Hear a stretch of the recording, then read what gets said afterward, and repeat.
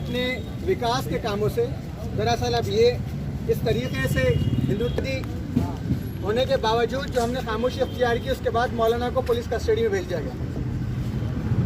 उसूलों पे जो चाहे तो टकराना ज़रूरी हो, जिंदा है तो फिर जिंदा आना ज़रूरी है।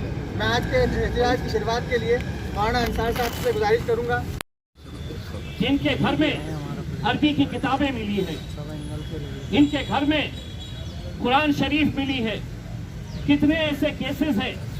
इंडियन एक्सप्रेस की वेबसाइट के ऊपर जाइए और चेक करिए। लोगों तक जाते हैं, किसी के साथ कोई जबरदस्ती नहीं करते हैं। आज उनके ऊपर तरह तरह के इल्जाम आयद किए जा रहे हैं। उनको फंडिंग कहां से आ रही है ये बताया जा रहा है, उनके लिंक्स कहां से है ये बताया जा रहा है। उन नादानों को ये नहीं मालूम कि आज 20 साल से मौलाना आज किस कदर हिंदुस्तान के अंदर अपनी खिदमत को अंजाम दे रहे हैं। लेकिन कहीं ना कहीं डर इस बात का है कि हकीकत से अगर लोगों के सामने आ गई, अगर सारे के सारे लोग इंसाफ पसंद हो गए तो हिंदुस्तान में इन दहशतगर्दों का कुछ नहीं रहने वाला है। तो इसी बात को लेकर बैरिस्टर असदुद्दीन अवैसी साहब के मकानात के ऊपर भी हमले किए जाते हैं। तमाम सामाईन का, तमाम सबका का बहुत बहुत शुक्रिया। आने वाले दिनों में इंशाल्लाह जब भी उलमाए कराम आवाज़ देंगे, मस्जिद इत्तेहादुल मुस्लिमीन अपनी पूरी ताकत के साथ। की डिमांड क्या है? हमारी डिमांड ये है कि इस मुल्क में जो गैर कानून नाम की कोई चीज़ नहीं है, वो ख़त्म हो चुकी है।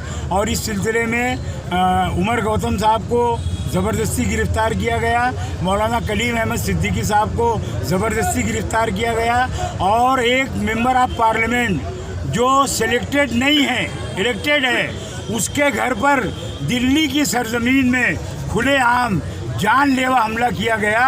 उनको जान से मारने की नाकाम कोशिश की गई। हमारी गुजारिश ये है, हम बहुत ही अमन और सुकून के साथ अभी डिमांड कर रहे हैं कि इनके खिलाफ एक्शन लिया जाए। उमर गौतम साहब और कलीम अहमद सिद्दीकी को बगैर किसी शर्त के वो रिलीज़ किया जाए और इनको छोड़ा जाए। मौलाना आज जो एहतजाज हुआ, काफ़ी सारे तादाद थी यहाँ पर, कौन कौन से तंजीम ने इसमें हिस्सा लिया? इसमें जो तंजीमात है हमारे शहर में, दोनों जो जमीयतुल उलमा है उसके ज़िम्मेदार थे, अहले सुन्नत वल जमात के ज़िम्मेदार थे, रज़ा अकेडमी के ज़िम्मेदार थे, इमारत शरिया के लोग थे, मदारिस के लोग थे, उसके अलावा तंजीम अइम्मा मसाजिद के लोग थे। तकरीबन जितनी दीनी जमातें हैं वो सारे की सारे एक आवाज़ होकर आज के इस प्रोग्राम में अल्हम्दुलिल्लाह जमा हुए थे, और सब इस बात से मुत्तफिक हैं जो तहरीक चलाई जा रही है। सियासी जमातें भी मौजूद थी, सियासी जमातें भी मौजूद थी। अब ये यहाँ पर मसला जो है, मसला वो नहीं है, मसला ये है कि कौन सा काम किया गया। 2 लोगों को गिरफ्तार किया गया और एक मेंबर ऑफ पार्लियामेंट के घर पर जानलेवा हमला किया गया। सारी सियासी जमातों के जिम्मेदार भी अल्हम्दुलिल्लाह यहाँ मौजूद थे, और इसके अलावा गैर मुस्लिम बिरादरान वतन जो अमन पसंद हैं वो भी मौजूद थे। अगर आपकी डिमांड पूरी नहीं होती है तो अगला कदम क्या है? अगर हमारी डिमांड पूरी नहीं हुई हम देखेंगे, और ये जितनी जमातों के जिम्मेदारान हैं इंशाअल्लाह इनसे मशवरे के बाद हम कानून के दायरे में रहते हुए सख्त कदम भी उठा सकते हैं। आज जो विरोध प्रदर्शन किया गया इस पर आप क्या कहेंगे? देखिए, ये विरोध प्रदर्शन पूरे मुल्क में होना चाहिए था। मौलाना कलीम सिद्दीकी मुल्क की बड़ी शख्सियतों में से है, और मैं नहीं समझता कि मौलाना कलीम सिद्दीकी सिर्फ मुसलमानों की बड़ी शख्सियत है। मौलाना कलीम सिद्दीकी जो है तो मुल्क हिंदुस्तान के हर मज़हब की बड़ी शख्सियतों में से आते हैं, क्योंकि इसकी मिसाल आपको गुज़िश्ता दिनों की तस्वीर से मिल जाती है। मौलाना से मोहन भागवत मिलते हैं और दूसरे तमाम दीगर लोग भी बड़े इज़्ज़त व एहतराम के साथ मिलते हैं। तो मौलाना एक बड़ी शख्सियत है। चूँकि यूपी का इलेक्शन सर पर होने की वजह से जो है तो ये पूरा प्रोपेगेंडा खड़ा किया जा रहा है।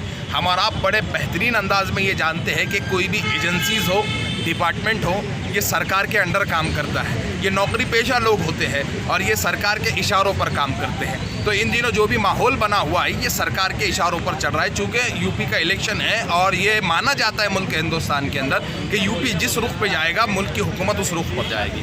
तो ये असर नौ हुकूमत बनाने के लिए ये गंदी राजनीति है, और राजनीति का निशाना मौलाना कलीम सिद्दीकी को बनाया गया है। मौलाना की उम्र जो है तो 66 साल से ऊपर है। मौलाना सीनियर सिटीज़न में आते हैं। हम ह्यूमन राइट्स की तरफ से ये मुतालबा करते हैं कि मौलाना को जल्द अज जल्द रिहा किया जाए। बाकी कानूनी कार्रवाई जो भी होती रहेगी वो कोर्ट में होती रहेगी, लेकिन मौलाना को जल्द अज जल्द रिहा किया जाए। आज जो एहतजाज किया गया है उसमें सियासी जमातें और मिली तंजीमें शामिल थी, तो आप लोगों की डिमांड क्या है? देखिए, मजलिस इत्तेहादुल मुस्लिमीन का हमेशा ये एक स्टाइल रहा और ये मकसद रहा कि इस मुल्क में चाहे मुसलमानों पर कोई जुल्म सितम हो या किसी और शख्स पर जुल्म सितम हो या किसी और धर्म के मानने वाले पर हो, हर जुल्म के ख़िलाफ़ आवाज़ उठाना ये मजलिस इत्तेहादुल मुस्लिमीन के मकसद में शामिल रहा है। पिछले दिनों आप देख रहे हैं कि मुल्क की दो बड़ी शख्सियतों के ख़िलाफ़ जो कार्रवाई की गई है, हम उसके एहतजाज के लिए आज यहाँ पर जमा हुए थे। मजलिस इत्तेहादुल मुस्लिमीन के क़ायद जनाब इम्तियाज़ जलील साहब ने औरंगाबाद की तमाम मिली, सियासी, समाजी तंजीमों को दावत दी थी कि वो आए और इस धरने में शरीक रहे, और अल्लाह का शुक्र यह है कि हमारे क़ायद की आवाज़ पर तमाम मिली और समाजी तंजीमों ने लब्बैक कहते हुए बड़ी तादाद में यहाँ पर शिरकत की। और हम इस धरने आंदोलन के ज़रिए हुकूमत को ये मैसेज देना चाहते हैं कि वो अपने ज़ालिमाना फ़ैसलों के सिलसिला बंद करें। बसूरत दिगर ये आज बहुत कम तादाद में आपको लोग नज़र आए, लेकिन अगर फिलफौर मौलाना की रिहाई अमल में नहीं आती है और बैरिस्टर असदुद्दीन ओवैसी साहब के घर पर हमला करने वालों के ख़िलाफ़ सख्त कार्रवाई नहीं की जाती है, तो लोग सड़कों पर उतरेंगे,